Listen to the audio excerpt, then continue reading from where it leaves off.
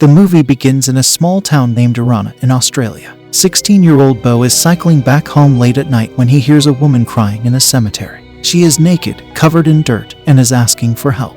Bo is too scared to approach her, but he hides behind a tree and starts filming a video. Suddenly, he hears another noise and witnesses a man crawling out of his grave. This is followed by several more people appearing out of nowhere. Somewhere else, a police sergeant named James gets a call from an old lady, claiming that her dog had gone out of control and killed her sheep.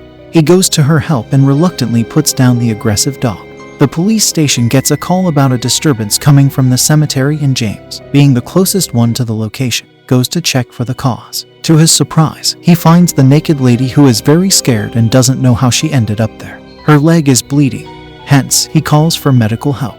A noise from another grave makes him realize that there are more people like her. Dr. Alicia arrives a few minutes later and helps the sergeant collect all the naked people. The strangers do not resist. Instead, they ask for help because they are terribly confused. After gathering 5 people, they drive to Alicia's health center only a few minutes away. However, they fail to notice an old man who is left behind.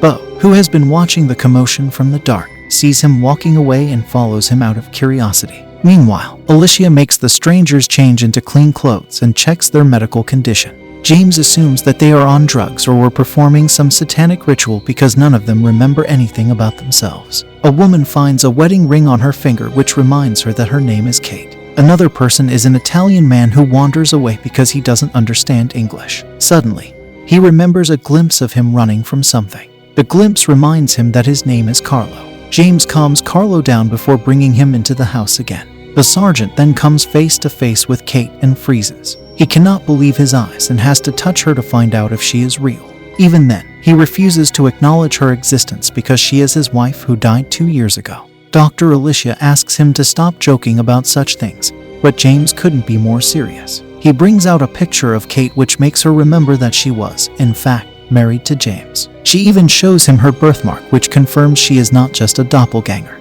The sergeant bursts out into tears, overwhelmed by the sudden surprise. Elsewhere in the city, the man who was left behind is wandering around while being followed by Bo. He finally catches the boy and inquires what his intentions are. Bo tries explaining that he emerged from a grave, but the man rationalizes that he must be dreaming. He introduces himself as Patrick and asks to be taken to some place he can get alcohol. The kid doesn't want to tag along anymore, but Patrick forces him to. Back in the medical center, Alicia checks the database and finds Kate's medical reports. According to them, she died 2 years ago from breast cancer. Kate thinks it is ridiculous, so to get her in touch with reality, James brings her to her grave. There is a massive hole on it which clearly means that she crawled out of it. Seeing her name on the tombstone, Kate panics and runs away. Before James follows her, his fellow policeman Sergeant Vic arrives to inspect the situation. James doesn't tell him about Kate or the cemetery people not wanting to attract more attention to her dead wife. After that, he calls Alicia and tells her there are many empty graves in the cemetery, which could mean that everyone in the medical center is resurrected from the dead. She is asked to keep an eye on them until he finds Kate. At the same time, one of the resurrected sees the name Anna on a book and remembers that it is her name. Slowly, they all start regaining their memories. A while later, James finds Kate at a park they used to often visit. He apologizes for bringing her to the cemetery and promises to take care of her. This reminds Kate of how helpful her husband was when she was on her deathbed. Patrick and Bo, on the other hand, break into the pub. Patrick has been here a long time ago, hence the drastic changes make him lose his mind. He starts breaking things before the boy offers him a beer. After that, they go to a grocery store and rob it, pretending to be a customer and a burglar. They make friends with each other in a short time, even though Patrick is wildly racist and laughs when he finds out Native Americans are allowed in schools. On the way, they come across a statue of Patrick and discover that he was the first mayor of Urara who died over 150 years ago. Initially, the old man refuses to believe it, but he soon comes to terms with his unusual existence. James brings Kate back to Alicia's house, and they discuss what they should do next. If the news about their existence spreads, an army of researchers and scientists will want to experiment on them. Hence, they decide to keep everything private. Carlo again runs into the streets when no one is looking. He is later found by Sergeant Vic and thrown into a cell. The confined place reminds him of the time he and his brother Alexandro were trapped by the American soldiers. Alexandro couldn't take the pressure, so he committed the unthinkable. And while trying to alert the soldiers, Carlo was shot and killed. In the present, he remembers every part of his life. James arrives soon after, asking Vic to go home since it is not his shift yet. Vic thinks it is strange but doesn't question him. Then, James brings Carlo back to the house with the others. Anna knows some Italian and can translate Carlos's sentences for the others. It turns out that he and his brother came from Sicily when the war began, but they were trapped in a prisoner camp in Urana. Anna understands what camp he is talking about because she was also alive during the same time. Alicia recalls that she has a 90-year-old patient named Alexandro Nico who could be Carlos's brother. James offers to drive him to his brother's house, which is just outside the city. However, while crossing a bridge on the way, Carlos's eyes start bleeding. He screams in pain until his body decomposes and turns into dust. James can do nothing to help him but watch. He quickly collects the dust Carlos has become and returns to the medical center. The following morning, James and Kate talk about what happened after her death. By now, Kate remembers almost everything about her life. She wants to go home to sleep in her own bed, but James thinks it is better if she stays with Alicia for some time. He returns home to freshen up, and we see that he has a pregnant second wife. Her name is Sarah, and she used to be Kate's best friend. In the following scene, we see another man emerging from the ground as the others did earlier. His grave doesn't have a tombstone, so his identity is unknown. Alicia and James meet in the cemetery and find out that Alexandro died last night around the same time Carlos did. Alicia thinks it is a coincidence since he was very old. James is informed about a naked man running about in a school.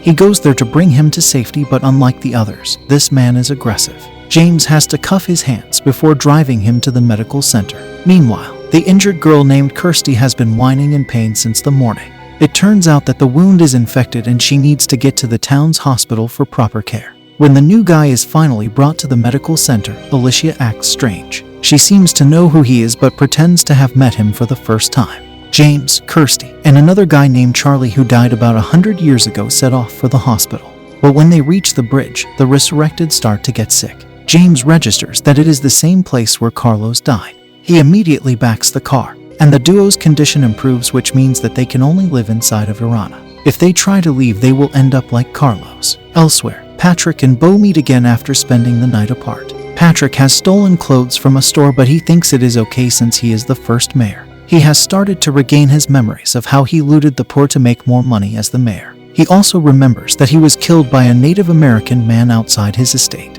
Patrick still has something important hidden in that house that he wants to retrieve. Anna and Kate go out for a walk and end up at the cemetery. Anna finds out that her real name is Maria, and Anna is her daughter who died the same day she did. She cries on her grave, asking her to come back to life. When she calms down, they decide to go to James's house. They enter through the back door and don't take long before seeing a wedding picture of Sarah and James. Before Kate can brace herself, a pregnant Sarah returns from the store. The two quickly run away before being caught, but Kate is heartbroken. A while later, James finds Kate walking down the street and tries to approach her. However, she refuses to listen to him and walks toward the bridge. As a result, she gets sick like the others and he has to forcefully bring her back to the medical center. James wants to tell Vic about Kate and the others so they can ask for help from the outside, but Alicia is against it.